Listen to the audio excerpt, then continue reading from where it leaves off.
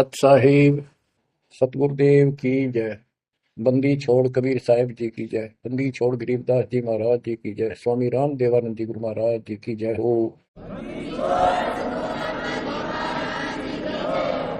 सर्व संतों की जय, सर्व भक्तों की जय, धर्मी पुरुषों की जय। श्री काशी धाम की जय, श्री सुडानी धाम की जय, श्री क्रोथा धाम की जय, श्री बरवाड़ा धाम की जय। सत साहिब गरीब नमो नमो सत पुरुष को नमस्कार गो की नहीं। सुर नर मुनिजन साधुओं संतों सर्वस दीन। सतगुरु साहिब संत सब दंडोतम प्रणाम। आगे पीछे मत हुए किनको जा कुर्बान। बच्चों, धन्य है आपके माता पिता जिससे जन्म हुआ। धन्य है आपके पिछले जन्मों की भक्ति और संयम। उसी के परिणाम स्वरूप आज आप परमात्मा की शरण में आए हो। लख वर्ष सूराजूद ही लख वर्षा मध्य लख वर्ती जहान में तो सतगुरु से मांगे। भावार्थ है कि आप इतने अच्छे धर्म कर्म वाले व्यक्ति रहे हो, लेकिन मोक्ष नहीं मिला। मोक्ष न मिलने का कारण परमात्मा पे अविश्वास रहा। जिस भी धर्म जाति के अंदर हम जन्मे, हम उन्हीं क्रियाओं को उत्तम मानते रहे। परमात्मा के ज्ञान से प्रेरित होकर कुछ दिन भक्ति जरूर की, लेकिन एक से अनेक अधिक नहीं थे हम, फिर हम रह जाते थे। लेकिन ये परमात्मा हमारे पिता हैं कबीर साहब, हमारे सच्चे साक्षी हैं, हमारे एकमात्र हितैषी हैं इन काल के 21 ब्रह्मांड रूपी नरक में। बच्चों, आज कबीर साहब कहते हैं झूठे सुख को सुख है ये मान रहा मनमोद, ये सकल कभी ना काल का कुछ मुख मत उसको। हम इस झूठे सुख को सुख मान रहे हैं। थोड़ा सा धन हो गया, कार कोठी होगी, बेटा बेटी होगी, और फिर सारा दिन बकवादों से अतिरिक्त कुछ नहीं सोचता। धन जोड़ लो, हेरा फेरी कर लो, और अधिक पैसा हो जाता है, राजनीति में आ जाओ, यानी मई माँ की भूख बनी रहती है। और ये हमारे जन्म मरण का मुख्य कारण है। जैसे आप धर्मदास जी के प्रसंग में सुन रहे हो, कितनी तड़प थी, कितना धन था, लेकिन कुछ भी बन ले, राजा बन ले, महाराजा बन ले, सेठ बन ले, और थे गरीब निर्धन बन। अब निर्धन को तो वैसे संतुष्टि नहीं, वो चाहता धन चाहिए। धन है तो सुख है। जिसका संतान नहीं है वो चाहता संतान है तो सुख है। कोई चाहता है भी सेठ धन वाला सोचता है कि मुझे कोई सुख नहीं। सुख तो इन राज्य महाराजों को होता है। राज्य महाराजों को सुखने में भी सुख नहीं होता।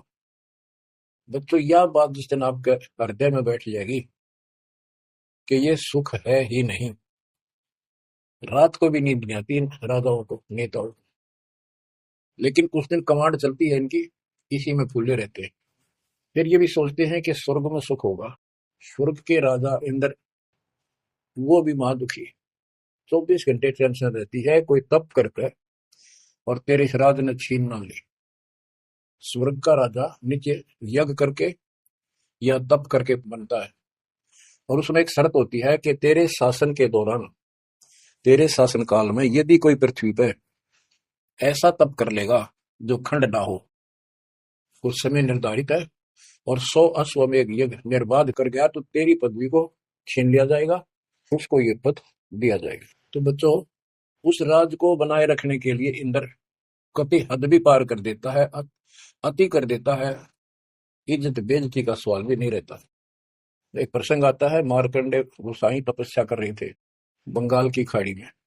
इंद्र को पता चला कि एक साधक मार्कंडे बहुत जबरदस्त तप कर रहा है, और कुछ दिनों में उसका तप संपूर्ण होने वाला है, और तेरी गद्दी जाएगी। उसने अपने देवता गुप्त रूप में गुप्तचर छोड़े होते हैं। इंद्र ने अपनी पत्नी भेजी उसका धर्म खंड करने के लिए। कति अंत हो जाता है। आदमी जब अपनी पत्नी को परपुरुष के पास भेजता है, यहाँ कति गिरावट की अंत आ जाते हैं। इतना जलील होना पड़ता है इस राज्य को बनाए रखने में, और वो भी हार जाती है। फिर इंद्र जाता है। ये लंबी कथा है, फिर कभी बताएंगे। मार्कंडे ऋषि इंद्र की पदवी को टारगेट करके तप नहीं कर रहा था। ये ऋषि क्या करते रहते हैं, ओम नाम का जाप करते हैं और तप, ये दोनों करते हैं। तप तो इन्होंने ब्रह्मा जी से लिया। ब्रह्मा जी कमल के फूल पर बैठे थे। जब वो होश में आए, कमल जल पे होता कमल का फूल, सब जगह जल ही जल था। आकाशवाणी हुई कि तप करो। यह आकाशवाणी उसने भगवान की मानी, 1000 वर्ष तप किया, फिर आकाशवाणी हुई सृष्टि रचो, यानी जीव उत्पत्ति करो। तो कहने का भाव ये है बच्चों, फिर बाद में इनको वेद मिले, ब्रह्मा ने वेद पढ़े। ये सारे ब्राह्मण ब्रह्मा की संतान है, इनका सबका गुरु ब्रह्मा जी है। ब्रह्मा जी ने इनको बताया ओम नाम का जाप वेद में लिखा है। बच्चों, ब्रह्मा जी ने वेदों को पढ़ा, उसमें यजुर्वेद अध्याय 40 मंत्र पद 15 में ओम नाम है। चारों वेदों में कहीं और दूसरा नाम नहीं, ना दोबारा ओम नाम का जिक्र है। तो इन्होंने ओम नाम तो वेदों से ले लिया और तब आकाशवाणी मान ली भगवान की, ब्रह्मा जी ने। तो उसी ऋषियों ने उसी आधार पर साधना की। मार्कंडे भी वही डले ढोया था, उसको इतना जरूर पता था कि इंद्र का राज एक आने गानी ओम के जाप से ब्रह्मलोक प्राप्ति होती है। तो वो ओम नाम का जाप करता था, उधर से वो तप भी करता था। ओम नाम के जाप से ब्रह्म लोक प्राप्त होता है। गीता अध्याय 8 श्लोक 13 में गीता बोलने वाला प्रभु कहता है ओम इति एक अक्षरम ब्रह्म विवहारं माम अनुसमरण ये पर्याति पदम देह सयाति परमाम गतिम। मुझ ब्रह्म का केवल एक ओम नाम है, जो इसका अंतिम सांस तक भक्ति करते हुए शरीर छोड़ के जाता है, वो ओम नाम से मिलने वाली परम गति यानी ब्रह्मलोक को प्राप्त होता है। ब्रह्मलोक प्राप्त होता है, ये कहाँ प्रमाण है? श्री देवी महापुराण 6ठे अध्याय में श्री देवी जी दुर्गा जी राजा राजा हिमालय को बताती है। राजा हिमालय कहता है जी मुझे मोक्ष मार्ग बताओ। वो देवी का परम भगत था। देवी ने राजा हिमालय को बताया कि ओम नाम का जाप कर, इससे ब्रह्म की प्राप्ति होगी, दिव्य आकाश रूपी ब्रह्मलोक में रहता है। इति सिद्धम, ओम नाम के जाप से ब्रह्मलोक प्राप्ति है। गीता अध्याय 8 श्लोक 16 में लिखा है कि ब्रह्मलोक में गए साधक भी पुनरावृत्ति के अंदर है, दोबारा जन्म मृत्यु में आते हैं। अब जो भी जो साधना कर रहा है उसको कति उत्तम मान के कर रहा है, ना तो करे को नहीं, इच्छा ही नहीं बड़ा उसकी। बताओ, इनको ये नहीं बता तुम कर के रहे हो, इसका प्रतिफल क्या हो। एक कथा सुनाऊं, छोटा सा चुटकुला, सच्चाई है, चुटकुला नहीं। उदाहरण, दास के पास एक बहन अपनी दूसरी बहन को लेके आई। उसका पति शराब पिया करता और रोज पीटे, झगड़ा रखे। तो जो लेके आई थी उसका पति भी इतना नालायक था, परमात्मा ने दया करी, वो सुधर गया और तगड़ी भक्ति करने लग गया, खूब सुधर गया, चर्चा होगी गांव में। तो वो बहन बोली जी मैं तो अपनी बहन को देख के आई हूँ, इसके तो सारे सुख हो गए। मैं बेटी आपके भी हो गए, आपको ये हमारी मर्यादा का पालन करना पड़ेगा। वह बोली जी मैं ये व्रत ना छोड़ू, 16 शुक्रवार के व्रत करती हूँ, 16 शुक्रवार के व्रत करने हैं, वे तो 5-6 हुए हैं मेरे। मैं बोला हमारा नाम लेना बेटी, वो सब त्यागने पड़ेंगे। ये व्रत रखती किस उद्देश्य से है, कि लाभ होगा आपको, फिर पता लगा, बताई थी किसी ने, अब तेरा पति शराब छोड़ देगा। मैं बोला पहले 16 शुक्रवार व्रत के प्रतिफल बताऊं के होते, इसका लाभ क्या है। ये आन उपासना, ये डले ढोने वाले क्या बताते हैं कि एक बहन का पति प्रदेश में गया था और वो 2-3-4 साल तक आया नहीं। उसने किसी ज्योतिषियों से दिखाया, पतरे हाथ दिखाए, किसी ने बता दिया कि तेरा पति तुझे भूल चुका है, तेरी याद नहीं रही है, माता संतोषी के व्रत रख 16, तेरा पति वापस आ जाएगा। उसने व्रत रखने शुरू किए, शुक्रवार के 16वें दिन, 16वें व्रत वाले दिन वापस आ गया। ये है इसका फल। और मैं बोला तेरा पति रोज आवे रोज कुटे, गड्ढेगी तू इस बता के, फूकेगी इन तक, बुद्धि कान रखेगी तुम्हारी। तंते रखना नहीं चाहिए, 2-4 दिन ना हो तो बढ़िया, पिटाई देना हुआ है। कहने का भाव यह बच्चों, इन गुरुआ गांव बिगाड़े संतो गुरुआ गांव बिगाड़े, ऐसे कर्म जीव का लागिए कीब जड़ेंगे जाड़े। तो मार्कंडे ऋषि इंद्र से कहता है, इंद्र तू इंद्र की पदवी छोड़ दे, अगले जन्म में गधा बनेगा। इंद्र कहता जी फेर की फेर देखी जाएगी, तो मौज करने दो। बता, हमारी बुद्धि यहाँ तक सेट हो चुकी है, फेर के देख तेरे पास तो कुमार देखेगा, कड़ में मारेगा लठ, 2.5 मिनट का धरेगा समान कर कमर पे। मार्कंडे ऋषि उसको कहता तू मेरे वाली साधना कर ले, तुझे ब्रह्म लोक पहुंचा दूंगा। बच्चों, वो कहते हैं ना, बेड की लात घुटने तले तले, ये कहीं जा लो, इनका ये इतना ज्ञान है, इतनी इनकी अंतिम भक्ति है। अब प्रसंग चल रहा है धर्मदास जी का। ये डरे धर्मदास जी ने खूब डो लिए थे, और जब आंख खुली, ओए होए होए, अब परमात्मा उनको छोड़कर चले गए। दोनों पति पत्नी देखते ही रह गए, आंखों में आंसू टपक रहे थे। ओझल हो गए भगवान जब गली से अंदर आए, रागा खूब रोए अंदर बैठ के। बाकी पता नहीं आऊंगे कि ना आऊंगे ना, ये गांव नाम बताते यह भी कमाल हो गया। परमात्मा कराते आए तो धर्मदास जी ने बोले खुशी मनाई, शरण पकड़ के बहुत कुछ प्रश्न उत्तर किए। आखिर में कहने लगे धर्मदास जी, हे प्रभु अवगत कला तुम्हारी, हम है कीट जीव व्यभिचारी, सत्य लोग तुम वर्ण सुनावा, शोभा पुरुष अनशन सत भावा। हे परमात्मा आपने सतलोक बताया, आपने परमात्मा की शोभा बताई, मारे निवाले हंसों का भी बड़ा गजब का सुख बताया, कैसे न देश राज वह आही, चित इच्छा प्रभु देखन ताई। कि वो कैसा देश है, कैसा लोक है, मेरा मन करता है उसने देखो।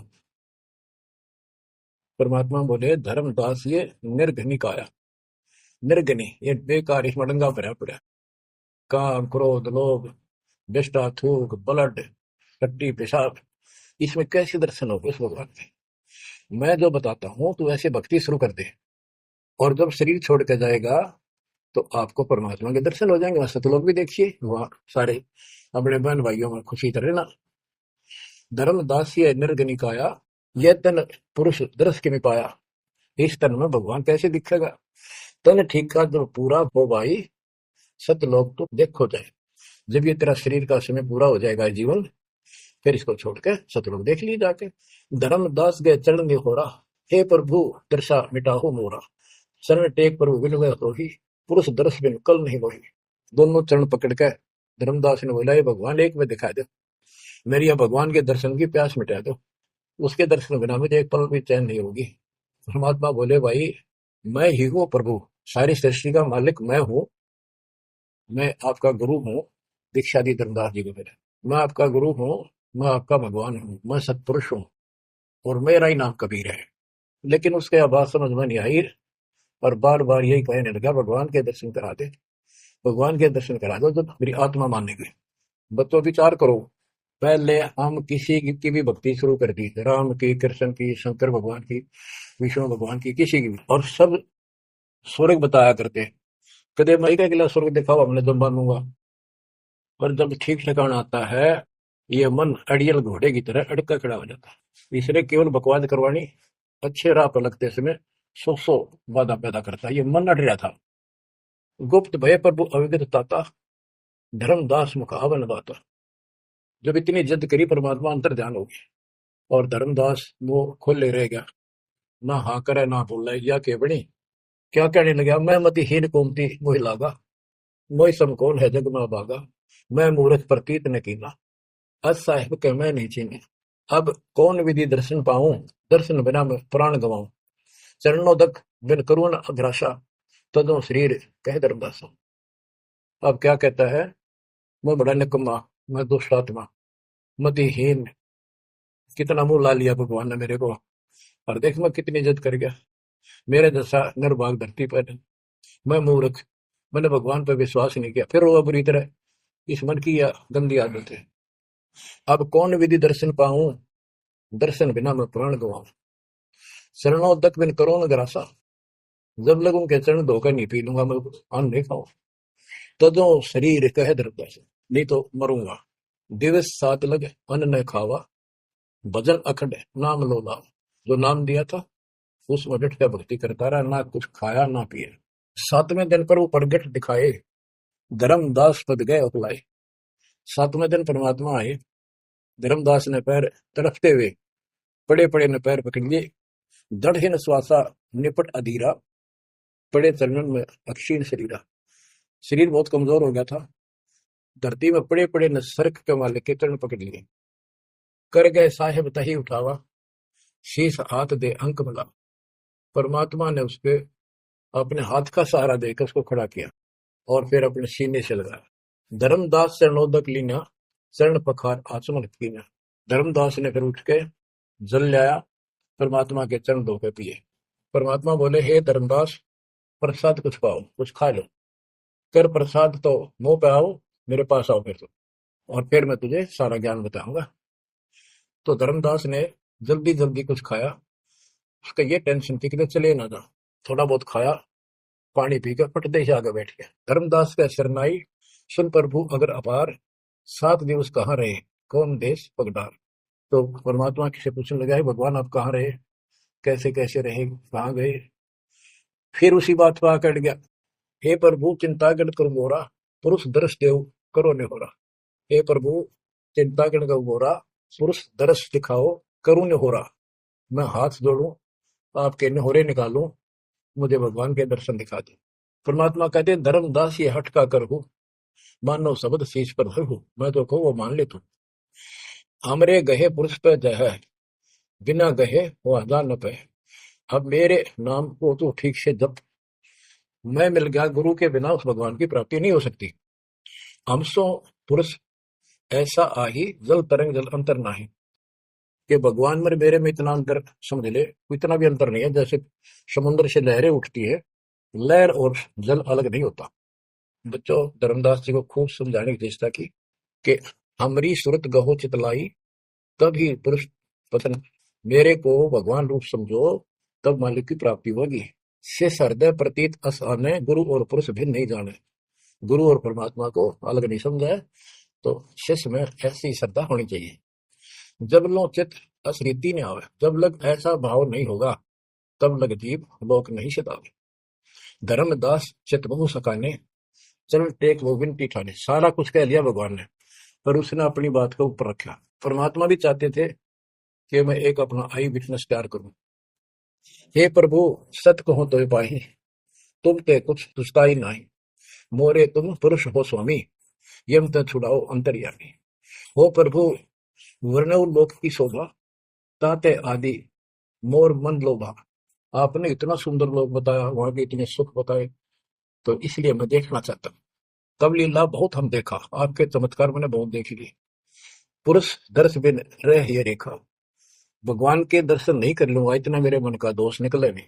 जो किंकर पर हो दयाला, तो छिन में होएगा पुरसाला। कि मेरे दिल का कांटा जब निकलेगा, जब आप यह दया कर दोगे। तब परमात्मा ने कहा धर्मदास ठीक है चलो। बच्चों उस समय परमात्मा कबीर जी और धर्मदास अकेले, उसके एक बगीची सी थी उसमें थे, दोनों ही जने थे। धर्मदास जी की आत्मा को लेके परमात्मा ऊपर चले गए। पीछे से लोगों ने देखा, घर वालों ने जाके देखा, धर्मदास आया नहीं, क्या हो गया। वो बेहोश पड़ा, जैसे कोमा में होता है, मरा नहीं। 3 दिन तक ऐसा रहा। मालिक को ऊपर लेके गया। धर्मनी जो ऐसो चितकी ना, तन तद चल लोक प्रवीणा। छोड़ी शरीर को, चल मेरे साथ। राखो तन गौण ले हंसा, ता पहुंचे जा काल ही संसा। क्षण एक में पहुंचे जाई, अवगत लीला लखे को गाय।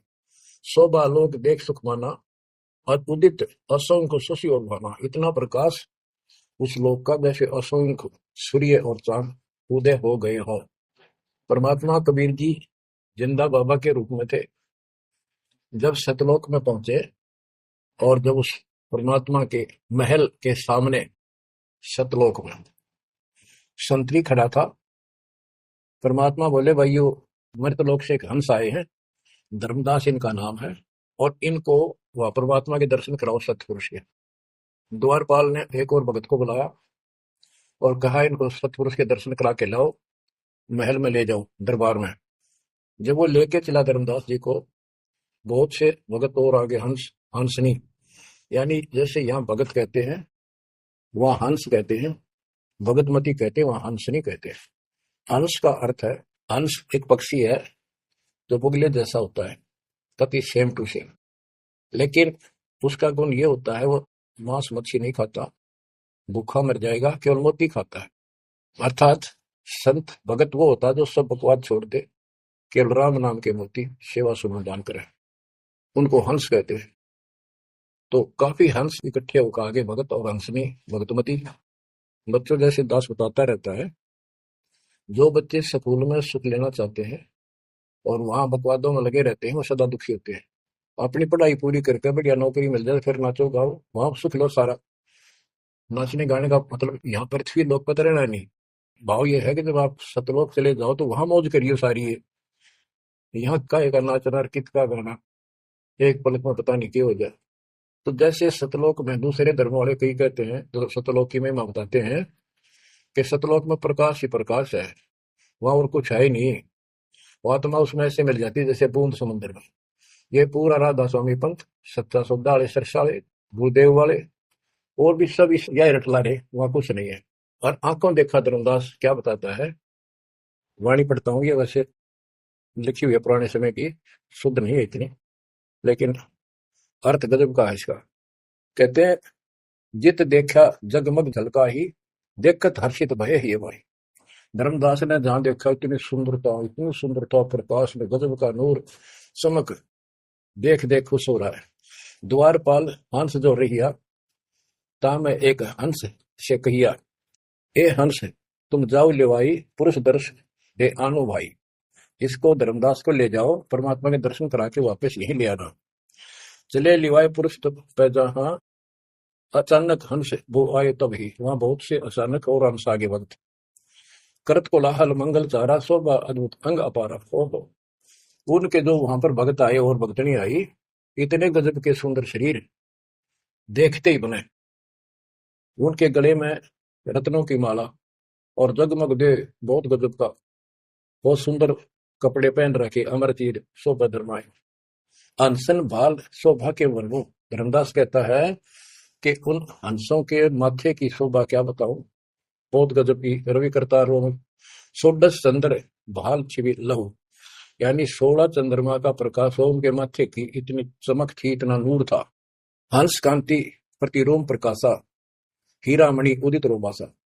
उनके शरीर की इतनी गजब की शोभा थी, प्रत्येक की रोम रोम की जैसे हीर और मोती चमक रहे हो।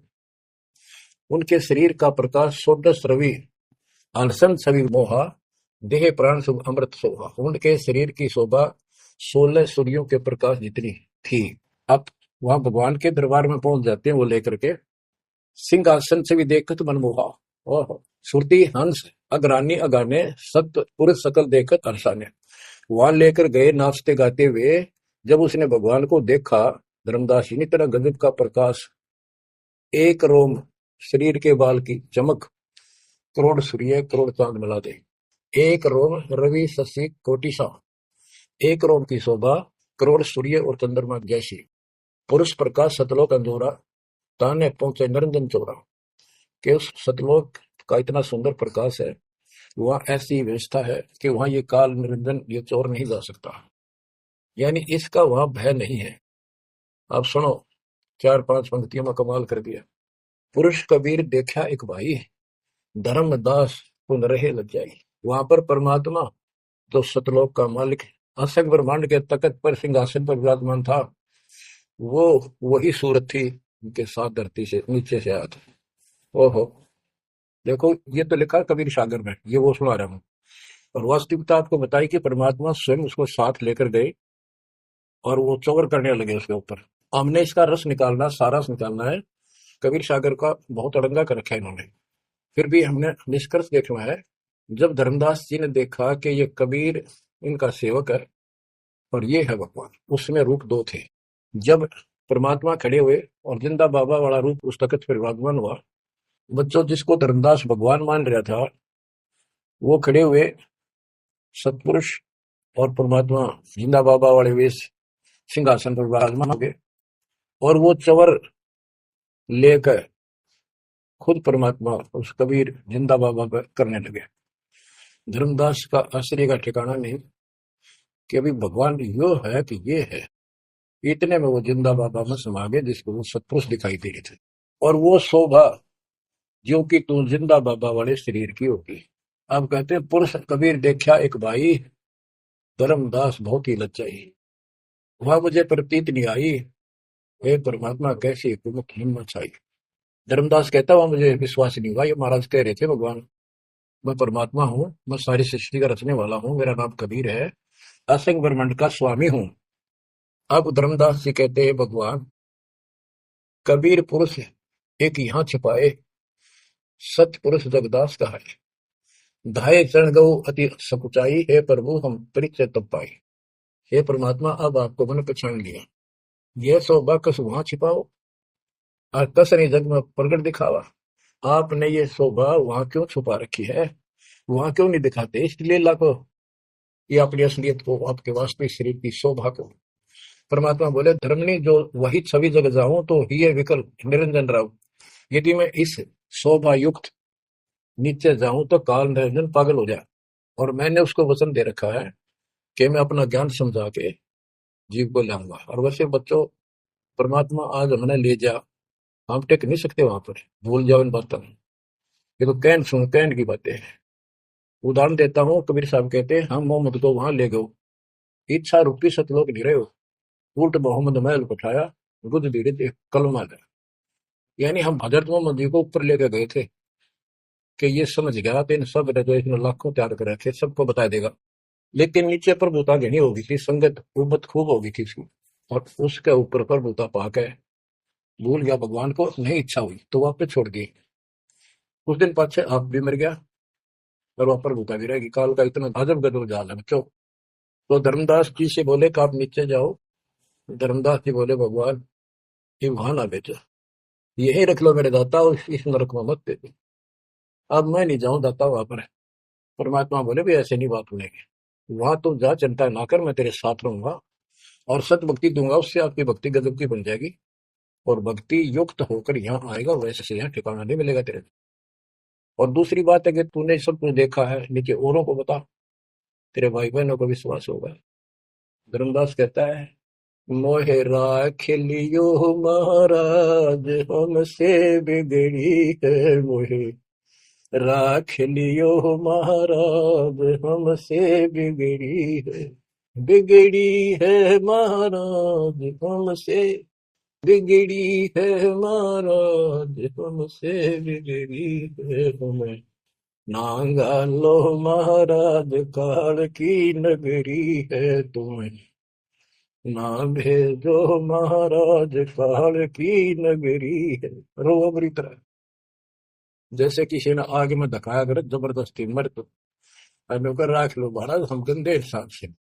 अब पता चला उन सारे भक्तों ने बताया तुमने ऐसी गलती करी थी भाई, इसलिए दुख पा रही कि हमने खुद बिगाड़ी अपनी किस्मत, तुम रख लो दाता, ना भेजो मेरे मालिक, पैर पकड़े रोए। परमात्मा बोले भाई ऐसा ना कर, वापस चल और वहां पर मैं तेरे साथ रहूंगा, भक्ति कर, कोई दिक्कत नहीं आने दूंगा मैं तेरे को, चिंता ना करी, तेरे पीछे पीछे न फिरूंगा मैं। और ये सारे ठाठ मैंने दे रखे थे तेरे को वहां पर, ना काल तो तेरा तो मन निकाल दे 1 मिनट में। धर्मदास को फिर हौसला हुआ और तीसरे दिन शरीर में वापस आया। आसपास सारे रिश्तेदार भी आ गए 3 दिन में, सारा गांव क्यों सेठ था, पैसे वाला था, लोग सुगरदे बैठे, ना मरता ना जिंदा, इसका क्या हाल हो गया। परमात्मा ने बताया मैं काशी में हूँ, एक जुल्हे का काम करता हूँ, मेरा नाम कबीर है, मेरा गुरु रामानंद जी है, स्वामी रामानंद, जो वहां के प्रसिद्ध संत हुआ करते थे। धर्मदास जी सचेत हुए, उठे तो देखा चारों तरफ हाहाकार में, चारों जिंदा हो गए तो एकदम खुशी की लहर आ गई। आमने भी रोए तो वो कहने लगा क्या हो गया तुमको। तो बोले आप तो मर गए थे, ना मरो थे ना जियो थे, अचेत पड़े थे, बेहोश थे, हमको टेंशन हो गई थी कि मरेंगे। तब उसको विश्वास हुआ, नहीं तो सपना मानना वो, ये मन इतना दुष्ट है, इतना उल्टा चल रहा है, जब ठीक ठिकाने की तरफ चलता है जीव, परमात्मा कसर नहीं छोड़ते, ये उसका बाप है। तो तब धर्मदास को विश्वास हुआ, रे तेरे की सचमुच में तो सचखंड गया, सतलोक गया था। फिर उनको बताने लग गया सारी, मैं वहां गया था, स्वतंत्रता बाबा भगवान है, खुद है, सारी सृष्टि के रचने वाले हैं, ब्रह्मा विष्णु महेश, तब उनके सामने कुछ भी नहीं है। वो रिश्तेदार आए थे तो चले गए, पागल हो गया, बांटन दे, जिंदा हो गया, शुक्र है। लेकिन जिसका लागे वो तंदर है। धर्मदास काशी पहुंचे और देखे दुल्हे के रूप में बैठे वही सूरत क्यों की तू, चरणों में पड़ गए। आसपास के कॉलोनी के लोग आगे बुलाए, बताओ पूछे कौन है, ये धर्म सेठ है, ऐसे ऐसे काशी का प्रसिद्ध सेठ है, नवा का बांधवगढ़ का। और सब ने होकर देख किसी पागल हो रहे लोग इस नीरू के पुत्र को भगवान मानते हैं, इनकी अकल पर पत्थर पड़ी। यानी जुलाहे भी ये बात बोल रहे हैं, जो देखा वो यही कहे। धर्मदास जी ने चरण पकड़ कर छोड़े नहीं, परमात्मा गलती बहुत होगी, हे दयालु माफ करो। जब परमेश्वर ने उसको कहा बच्चा तेरा दोष नहीं, इस काल ने सबकी बुद्धि फेर रखी, और जो भी ये सारा संसार आपको दिखाई देता है ये कुछ भी नहीं है। 1 सेकंड में मृत्यु हो जाती है इंसान की, और फिर कुत्ते गधे बनाकर छोड़ देता है। इसने तो सच्ची भक्ति करने नहीं देनी, या सच्ची भक्ति या जैसी भी आस्था मैं ही जीवों की बनाए रखे हुए हूँ। उस टाइम तो धर्मदास जी सारी मान्य था, वो बात ही नहीं रही। अब परमात्मा बोले धर्मदास आप अपने घर जाओ और बच्चा मैं वही आऊंगा तुम्हारे पास। धर्मदास बोला जी आइयो, मेरा बेटे ने भी समझाइयो और आमनी ने भी सतनाम दियो, बेटा भाई मैं आऊंगा पक्का। धर्मदास चले गए, परमात्मा वहां आमनी को नाम दिया। और धर्मदास जी बोले जी मेरा एक पुत्र है नारायण दास, उसको भी समझाओ। धर्मदास जी ने नारायण दास बुलाया, क्या जा भाई, गुरु जी आई, भगवान आ रही है। बैठ गया, परमात्मा ने जो ज्ञान सुनाया उठ के चल पड़ा। फिर बुलाए तभी नहीं आया, अगली बार भगवान ने खूब कह लिया, बुला लिया भाई तेरे बेटे ने नाम दे दूंगा। धर्मदास गया, बेटा आजा, नारायण दास कल्याण हो जाएगा, काल के जाल में फंस गई। वो कहता पिताजी आपकी मति मारेगी, इस जुलाए ने आपको बुद्धि भ्रष्ट कर दिया, देवताओं को छोटा बताता है, ये देवताओं की निंदा करता है, मैं ना इसके दर्शन भी करूं। धर्मदास ने खूब कह लिया पर लड़का मानना नहीं। धर्मदास जी रोने लग गया, महाराज के कर्म मांग, दाता एक का पुत्र मेरा हरिकाल के मुंह में जाएगा, दया करो दाता, इसको शरण में ले लो दाता। हे भगवान मैं बहुत दुखी हूँ। परमात्मा बोले बेटा मैं समझाऊं तू समझावे और इसकी माँ समझावे, कि तुम्हारे से ज्यादा इसका हमदर्द कौन हो सकता है। जब ये आपकी नहीं मानता तो भाई इसको छोड़ दो। हे महाराज इन्हें के छेड़ा जाता है, हे महाराज समझाओ इसने। परमात्मा बोले भाई यो काल का दूत भेज रखा तेरे घर पे, तेरे कति चौबर के तो बांध रखा तू, यह बात मान ले मेरी। अब काल का दूत का धर्मदास का दुख हुआ इस बात का, अरे एक लौते पुत्र ने गुरु जी काल का दूत क्यों बता रहे हैं। परमात्मा बोले कि तेरा बेटा कहां पर है, उसको एक बार ले आया यहाँ पर। धर्मदास बोले बेटा चल, तो कुछ ना सुनिए बैठ जाओ बस। वो आ गया, परमात्मा ने उसकी तरफ ऐसे आशीर्वाद वाला हाथ किया और धर्मदास से बोला देख ये है तेरी बॉडी के अंदर, इस शरीर के अंदर यू काल बैठा। उसका शकल देखी उसने छोरे के अंदर से, वो वास्तविकता थी उसको काल के दूत की, ओछा माता, लंबे दूत, विकराल शरीर। परमात्मा बोले यू बैठा इसके अंदर, यू काल का दूत है, ये कभी भी नाम नहीं लेगा ना तेरे साथ चलेगा। जब धर्मदास बोला नारायण दास जा बेटा जा, जा कर ले काम कर ले काम। चरणों में पड़ गया, भगवान मेरा तो बीज नष्ट हो गया, हे भगवान मेरा तो वंश ऊपर चला गया, पता ही काल पैदा कर हो गया मेरा तो।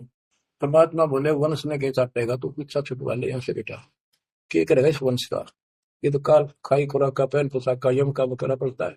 लेकिन हमारे तो रंग चढ़ रहा है, लोग के कहेंगे, फलाना के कहेगा, संतान ना हुई थी संपत्ति ने कौन लगा, कई बीमारी बाढ़ रखी है, कई रोग ला रखे काल। परमात्मा बोले ठीक है, तेरे को मैं अपना बच्चा अपना हंस भेजूंगा और आज से 1 साल के बाद तेरे घर में पुत्र उत्पन्न होगा, उसका नाम चूड़ामणि रखना। उस समय बताते हैं धर्मदास की उम्र 80 साल की हो चुकी थी और आमनी देव भी वरदौलिये थे। ये धर्मदास के विश्वास हो गए, ये मालिक हे परमात्मा इस उम्र में कौन कैसे बच्चे होंगे हमारे, हम तो कति व्यर्थ हो चुके हैं। तब दाता ने कहा देख उधर देख, तेरे आंगन में एक छोटा सा बच्चा ऊपर से आया, आंगन में हाथ पैर मारे नो, एक पत्ते के ऊपर लेट गया आकर साथा है पत्ता उसको, ये तेरे घर में 1 साल के बाद आएगा। इतने बहुत दान होगा। कुछ विश्वास कुछ अविश्वास, परमात्मा की दया हुई, आमनी को गर्भ रहा, 9वें महीने 10वें दिन बच्चा हो गया, नाम चूड़ामणि रखा। और तू कुल की चिंता करता था, तेरा 42 पीढ़ी तक तेरा वंश चलेगा, चिंता ना कर। जब उसका दिल डटा, बच्चों गजब की बात है, तो मैं धीरे धीरे इसको पूरी सुन लो कथा को, आपके बहुत से अंधेरे हट जाएंगे। अब परमात्मा ने चूड़ामणि शाना हुआ, उसको दीक्षा दी, उसी को धर्मदास जी को भी गुरु पद दे दिया था। पर बोला तो किसी ने मंत्र ना दिया, सारा सार नाम तक दे दिया उसको, और कसम खवा दी कि ये नाम किसी को नहीं बताएगा। जब धर्मदास टिकमक देखे तो उसके लड़के को गुरु पद दे दिया चूड़ामणि को, केवल 5 नाम, ये 7 में से 5 बीच बीच के दिए, और बेटा इसी को तू आगे देता रहना, तेरे को गुरु पद दे दिया। परमात्मा की कोशिश थी, ये मंत्र करते रहेंगे, इनको मनुष्य जीवन मिलते रहेंगे, भगवान की आस्था इनमें बनी रहेगी, कुछ लाभ होते रहेंगे, और इस बिचली पीढ़ी तक लाना था उनको। लेकिन धर्मदास उसको बता दिया था कि काल मेरे नाम से 12 पंथ चलाएगा, जो सारे गलत साधना करवाएगा, और तेरे वंशज तेरे परिवार वाले 6ठी पीढ़ी में जाके ये असली नाम भी छोड़ देंगे। एक टकसारी पंथ होगा, उसकी साधना शुरू कर देंगे तो एक आने की नहीं होगी। जो इब सारे धर्मदास वाले गामा खेड़ा वाली गद्दी में वो टकसारी वाले की साधना चल रही है। वो 5 नाम भी गए। फिर धर्मदास रोने लग गया, हे मालिक इनका उद्धार कैसे होगा। तो बोले मैंने कुल दिया तेरा 42 वंश तेरे, उद्धार उसका होगा जो मैं भेजूंगा एक संत भगत अपना दास, उससे तेरे पीढ़ी वाले नाम लेंगे या सारा संसार लेगा, सबकी मुक्ति हो जाएगी। बच्चों, परमात्मा की असीम रजा है। आप ये सत्यनारायण कथा सुन रहे हो और सुनते रहो। मुश्किल से ये अमर कथा मिली है सुनने को। मालिक आपको मोक्ष दे, सदा सुखी रखे। सत्सारी।